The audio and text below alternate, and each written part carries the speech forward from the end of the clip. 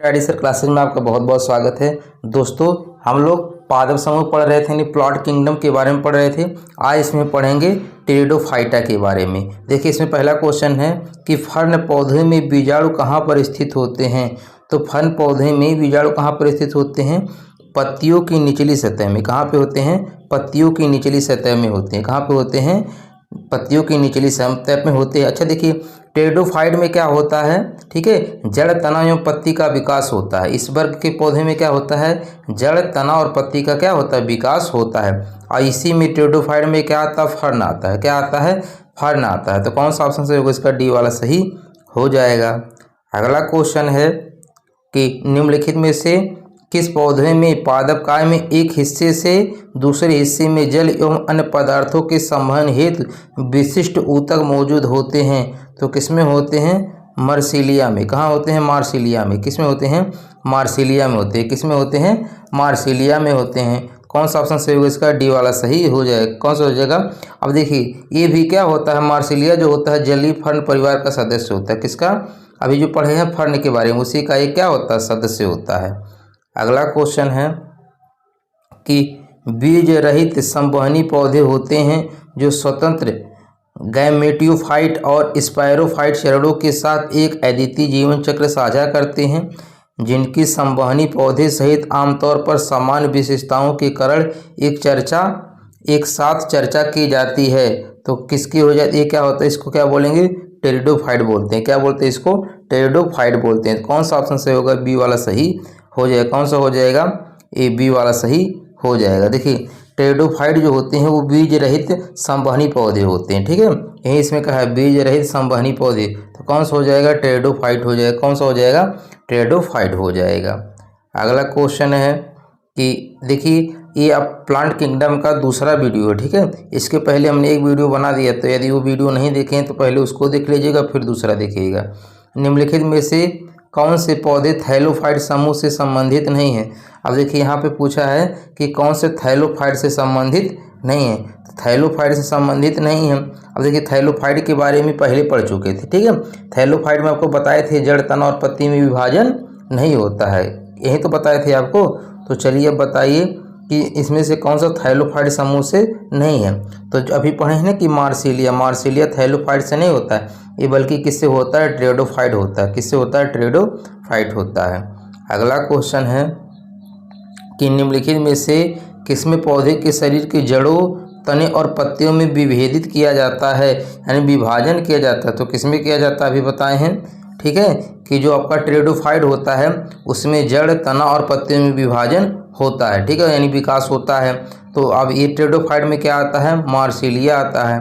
ठीक है, क्या आता है? मार्सिलिया आता है। तो कौन सा ऑप्शन सही होगा इसका? बी वाला सही हो जाएगा। अगला क्वेश्चन है कि निम्नलिखित में से कौन सा पौधा थैलोफाइट समूह से संबंधित नहीं है? तो थैलोफाइटा से संबंधित नहीं है कौन? ये तो हो जाएगा मार्सिलिया हो जाएगा। कौन सा हो जाएगा?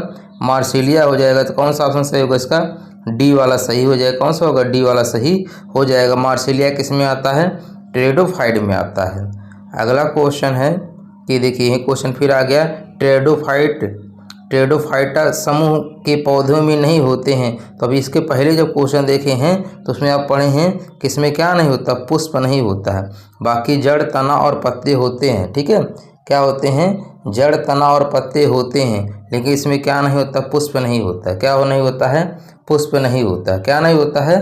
पुष्प नहीं होता है। ठीक है, तो कौन सा ऑप्शन सही होगा इसका? बी वाला सही हो जाएगा। कौन सा हो जाएगा? इसका बी वाला सही हो जाएगा। ठीक है, चलिए देखते हैं अगला क्वेश्चन।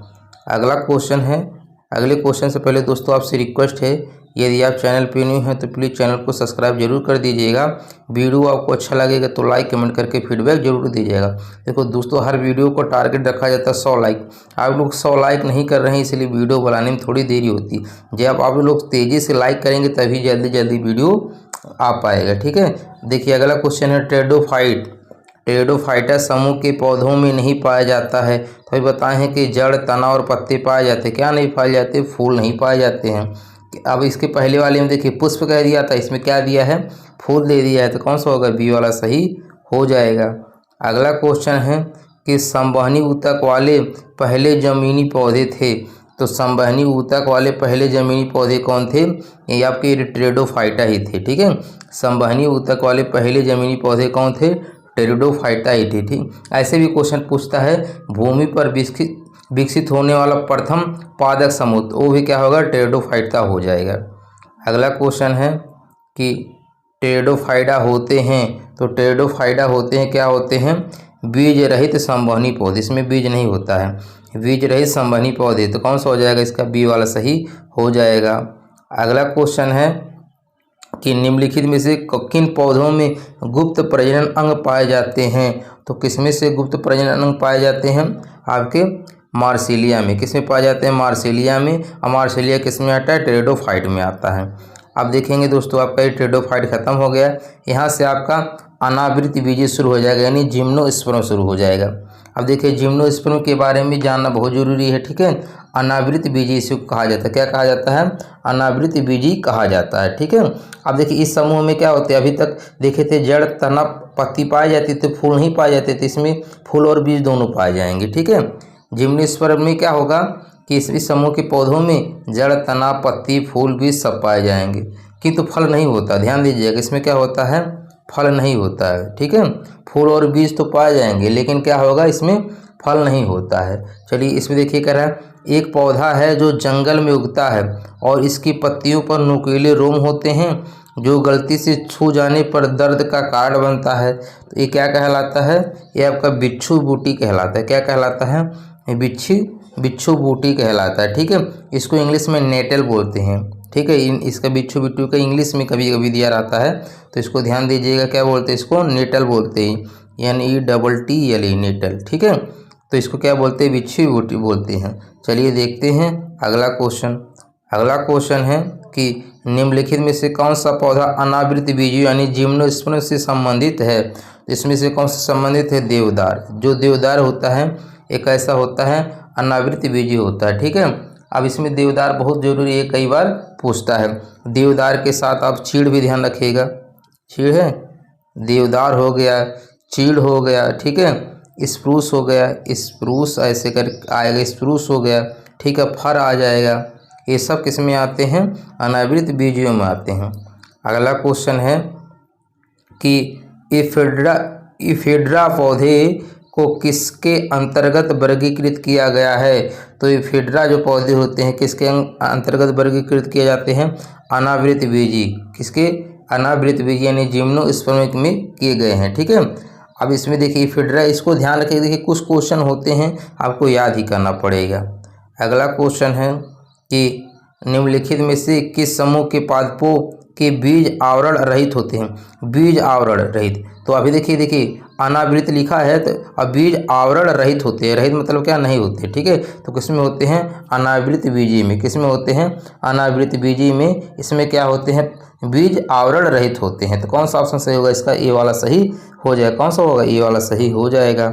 अगला क्वेश्चन है कि निम्नलिखित में से कौन से पौधे में आवरण रहित बीज पाए जाते हैं? तो आवरण रहित बीज किस में पाए जाते हैं? अनावृत बीज में पाए जाते हैं।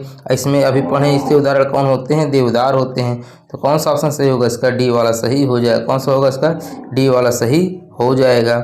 अगला क्वेश्चन है, देखिए अनावृत बीजी कहे या नग्न बीजी, ठीक है, एक ही बात है। नग्न बीजी होते हैं, तो नग्न बीजी क्या होते हैं? पाइनस होते हैं। क्या होते हैं? पाइनस होते हैं। देखिए साइकस कहे, पाइनस कहे, ठीक है, ये सब क्या होते हैं? नग्न बीजी होते हैं। तो पाइनस कहे चाहे साइनस कहे, दोनों होते हैं। अगला क्वेश्चन है कि निम्न में से कौन सा समूह अनावृत बीजी, ठीक है, अनावृत बीज उत्पन्न करता है? तो कौन सा समूह है जो अनावृत बीज उत्पन्न करता है? तो अभी पढ़े हैं ना, अनावृत बीज मतलब क्या हो जाएगा? अनावृत बीजी हो जाएगा, यानी जिम्नोस्पर्म हो जाएगा। अगला क्वेश्चन है कि अनावृत या नग्न बीज में निर्मित होते हैं, तो क्या होते हैं? अनावृत बीजी हो जाएगा। तो कौन सा सही होगा? इसका ए वाला सही हो जाएगा। अगला क्वेश्चन है, देखिए अगला क्वेश्चन है अनावृत बीजे, जिसको जिम्नोस्पर्म इंग्लिश में बोला जाता है, को आमतौर पर प्रकार के बीजों के रूप में जाना जाता है, क्योंकि उनमें फूल नहीं लगते और उनके बीज एक विशेष अंडाशय में निहित होने के बजाय पौधों की प्रजनन संरचनाओं के सतह पर विकसित होते हैं। वो क्या कहलाते हैं? अनावृत कहलाते हैं। क्या कहलाते हैं? अनावृत कहलाते हैं। ठीक है। तो क्या हो जाएगा इसका, ये वाला हो जाएगा अनावृत बीजी जिम्नोस्पर्म आमतौर पर अनावृत प्रकार के बीजों के रूप में जाना जाता है। अगला क्वेश्चन है कि निम्न में से कौन जिम्नोस्पर्म है। अब देखिए हिंदी इंग्लिश में दोनों जानना जरूरी है, इसलिए क्योंकि बायोलॉजी के जो शब्द होते हैं आपको डायरेक्ट हिंदी में आप पढ़े रहेंगे तो इंग्लिश में पूछ लेंगे, इंग्लिश में पढ़े रहेंगे तो हिंदी पूछेगा। तो जिम्नोस्पर्म, अब देखिए अब ये हिंदी में लिख दिया लेकिन ये है इंग्लिश में, तो जिम्नोस्पर्म है। तो जिम्नोस्पर्म क्या है इसमें आपको बताना, तो चलिए बताइए इसमें क्या होता है। चीड़, अभी बताएं कि चीड़ हो, देवदार हो, ये सब किस में आते हैं, जिम्नोस्पर्म में आते हैं। अगला क्वेश्चन है अच्छी तरह से विभेदित प्रजनन ऊतकों के साथ पौधे जो अंततः बीज बनाते हैं वो कहलाते हैं।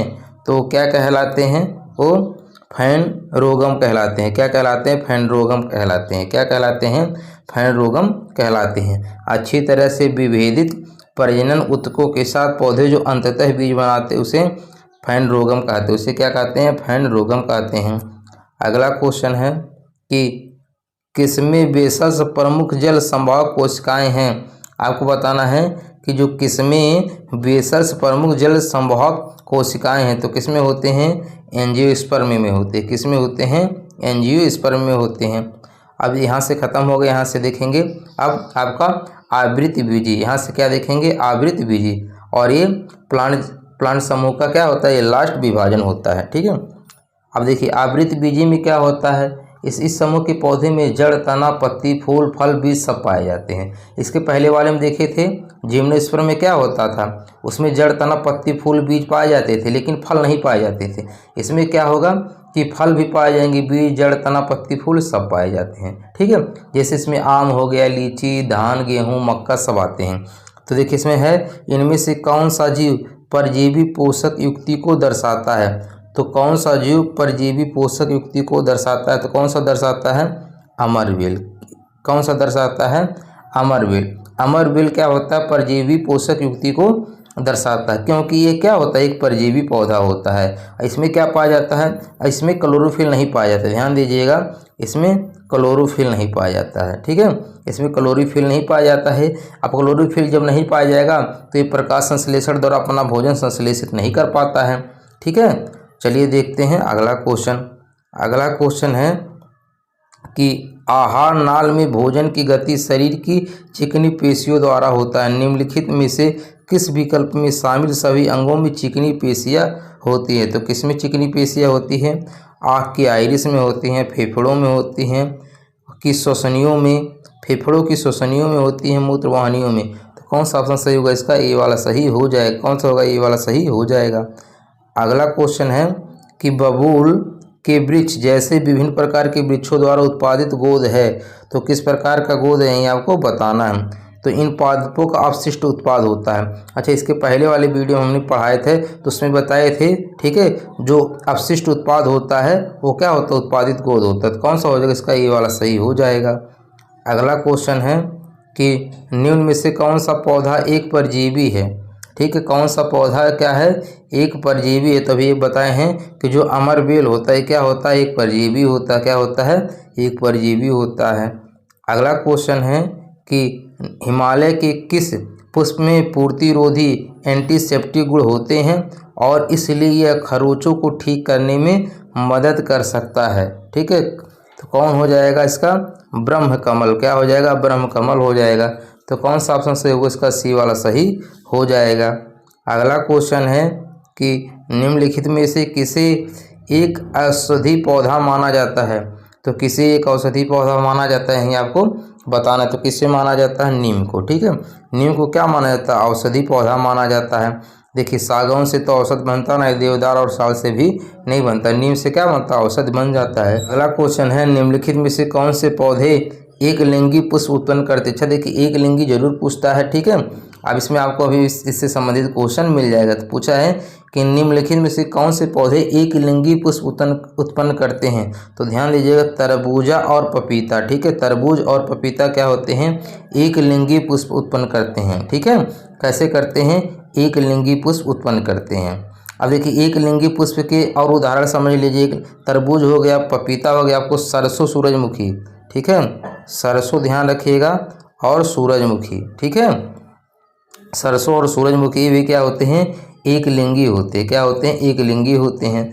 अच्छा, एक लिंगी मतलब क्या होगा, एक लिंगी में फूल होते हैं जिनमें पुंकेसर और तथा स्त्री केसर में से केवल एक ही भाग होता है।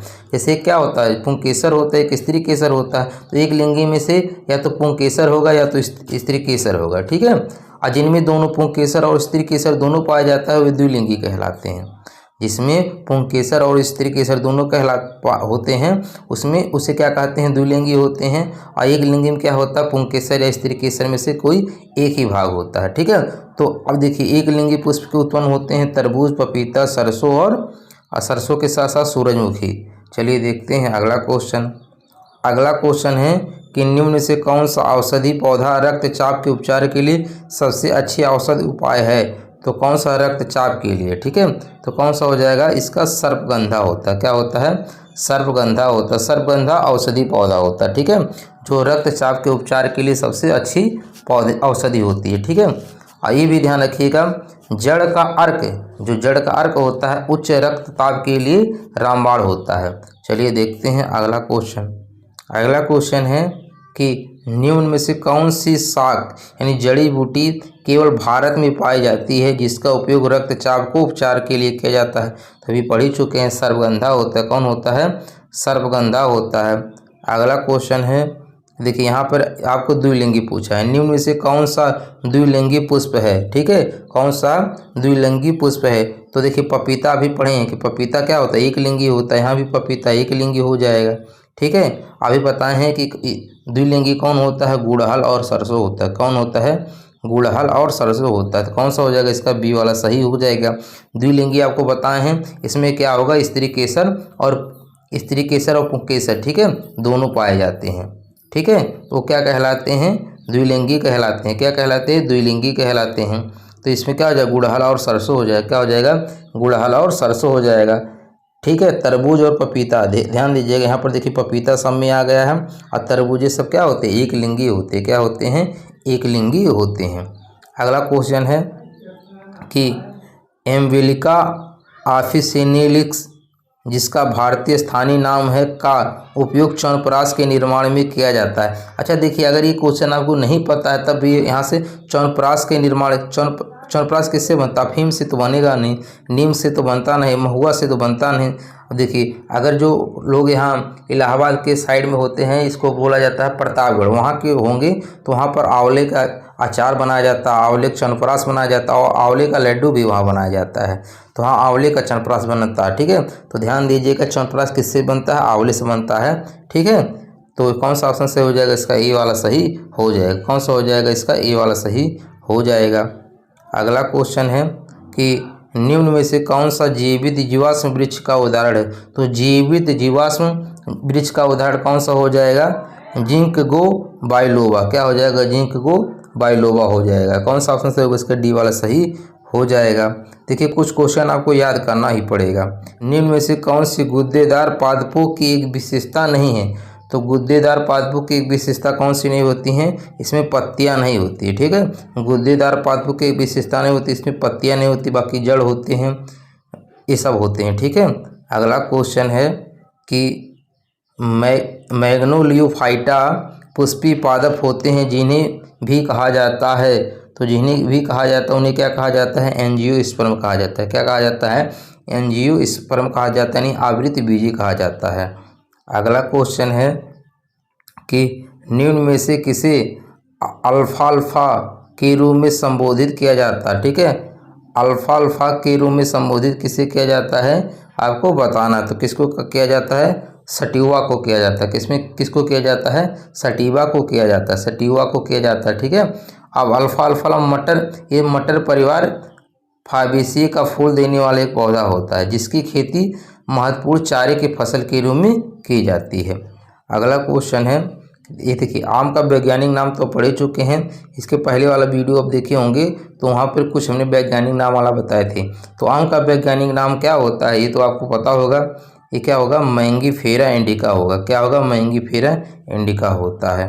अगला क्वेश्चन है कि फल आम का वैज्ञानिक नाम तो मैंगीफेरा इंडिका हो जाएगा। क्या होगा, मैंगीफेरा इंडिका हो जाएगा। अगला क्वेश्चन है कि समान गेहूं का वनस्पति नाम, ठीक है। तो गेहूं का वनस्पति नाम ये भी क्वेश्चन पढ़ चुके हैं। इसको क्या बोला जाता है? ट्रिटिकम एस्टिवम, ठीक है। कौन सा होगा? बी वाला सही हो जाएगा। अगला क्वेश्चन है, देखिए अगला क्वेश्चन है कि निम्नलिखित में से किस पादप समूह में बीज एक अंडाशय के अंदर विकसित होता? अब अंदर कह दिया तो आवृत्ति बीजी हो जाएगा, ठीक है। बाहर होता तो अनावृत हो जाता, अंदर है तो आवृत्ति बीजी हो जाएगा। तो कौन सा ऑप्शन सही होगा इसका? डी वाला सही हो जाएगा। अगला क्वेश्चन है कि भारतीय महाद्वीप में पाए जाने वाले किस पौधे का वनस्पति नाम ब्यूटिया मोनोस्पर्मा है, ठीक है। तो ब्यूटिया मोनोस्पर्मा किसका नाम है? ये आपके प्लास का नाम है। किसका नाम है? प्लास का नाम है। तो कौन सा सही होगा इसका? सी वाला सही हो जाएगा। कौन सा होगा? सी वाला सही हो जाएगा। अगला क्वेश्चन है कि बरगद के पेड़ का वानस्पतिक नाम क्या है? तो बरगद के पेड़ का वानस्पतिक नाम क्या हो जाएगा? देखिए बरगद का क्या हो जाएगा? इसका होता है फाइकस, ठीक है। क्या होता है? फाइकस। देखिए फाइकस ए वाला होगा, बेंगालेंसिस होगा। तो कौन सा होगा इसका? ए वाला सही हो जाएगा। देखिए जितने भी पेड़ है उसका वनस्पति नाम का यहाँ हम आपको स्क्रीनशॉट लगा लेंगे, यहाँ से आप नोट कर लीजिएगा। अगला क्वेश्चन है कि ब्रेसिका कैम्पेस्ट्रिस किस पौधे का वैज्ञानिक नाम है, ठीक है। तो किसका वैज्ञानिक नाम है? ये सरसों का नाम है। किसका नाम है? सरसों का नाम है। अगला क्वेश्चन है कि निम्नलिखित में से कौन सा दुनिया का सबसे लंबा पेड़ है? तो दुनिया का सबसे लंबा पेड़ कौन होता है? ये तो आपको पता ही होगा। किसको बोला जाता है? रेडवुड, ठीक है। रेडवुड क्या होता है? दुनिया का सबसे लंबा पेड़ होता है। अगला क्वेश्चन है कि निम्नलिखित में से किस पादप समूह में फल के अंदर बीज मौजूद होते हैं? तो फल के अंदर क्या हो जाएगा? आवृत्ति बीजी हो जाएगा। तो कौन सही होगा? ये वाला सही हो जाएगा। दोस्तों देखिए 100 लाइक का टारगेट रखा गया है और लाइक करना फ्री होता है, तो लाइक ज़रूर कर दीजिएगा।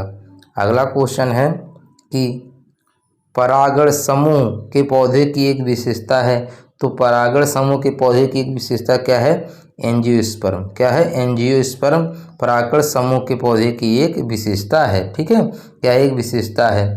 अच्छा, इसे की हिंदी में क्या बोला जाता है? एंजियोस्पर्म को आवृत्ति बीजी बोला जाता है। क्या बोला जाता है? आवृत्ति बीजी बोला जाता है। चलिए देखते हैं अगला क्वेश्चन।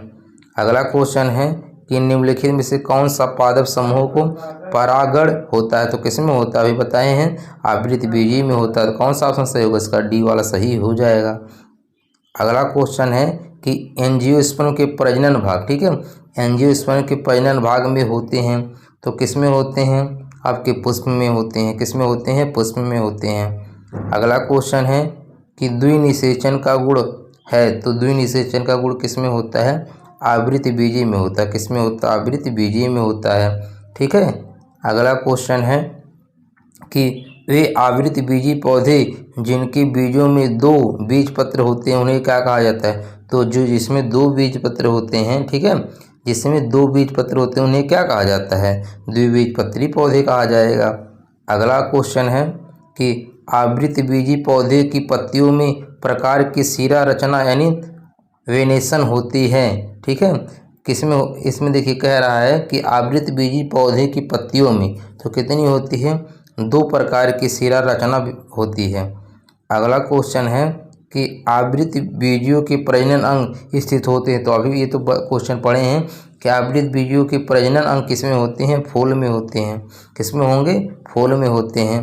अगला क्वेश्चन है कि देखिए के प्रजनन संबंधी भाग फूल में स्थित होते हैं, तो किसमें होते हैं? एंजियोस्पर्म में होते हैं। तो कौन सा ऑप्शन सही होगा इसका? डी वाला सही हो जाएगा। कौन सा होगा? डी वाला सही हो जाएगा। अगला क्वेश्चन है कि द्विबीजपत्री पौधा है, तो 2 बीजपत्री पौधा इसमें कौन सा होगा? शकरकंद का बेल, ठीक है। शकरकंद का जो बेल शकरकंद का बेल होता है ये द्विबीजपत्री पौधा होता है। अगला और लास्ट क्वेश्चन है कि एक बीजपत्री यानी मोनोकाट पौधा है, तो एक देखिए अब एक बीजपत्री कौन होता है, ठीक है। एक बीजपत्री के अंतर्गत कौन कौन आते हैं? लहसुन, गेहूं, धान आता है। तो इसमें देखिए लहसुन दिया है, हो जाएगा। कौन सा होगा? लहसुन होता है, तो लहसुन हो जाएगा। कौन सा ऑप्शन सही होगा? सी वाला सही होगा। इसके साथ एक बीजपत्री में लहसुन के साथ गेहूँ ध्यान रखिएगा, और गेहूँ, धान, लहसुन, ठीक है। गेहूँ, धान, लहसुन क्या होते हैं? एक बीजपत्री होते हैं। कौन होते हैं? ये सभी एक बीजपत्री होते हैं। ठीक है, अब मिलते हैं नेक्स्ट वीडियो में, तब तक के लिए धन्यवाद।